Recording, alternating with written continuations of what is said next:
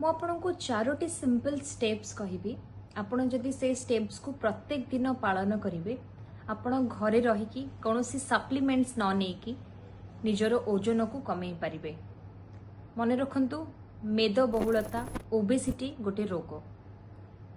जदि आपण ओबेसिटी रे सफर करूचंती आपण बहुत सारा डिजीज रे आगो को सफर करिवार चांसेस रहुची।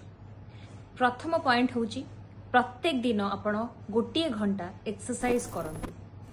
जदि न करि पारुचंती दिन को 5000 रु 10000 स्टेप्स चलतु। सेकेंड होची निजर प्रत्येक टी मील रे प्रोटीन ऐड करंतु।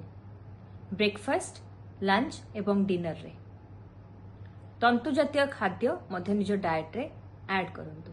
थर्ड आपण 7 रु 8 घंटा नियमित सुअंतु।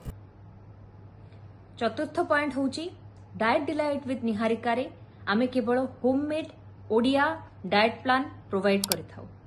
कोनोसी भी फैंसी डाइट प्लान कोनोसी भी सप्लीमेंट्स आमे प्रोवाइड कर न थाउ। जदि आपण डाइट प्लान नबा पई चाहुचंती ताले ए नंबर रे हमको व्हाट्सएप करंतु।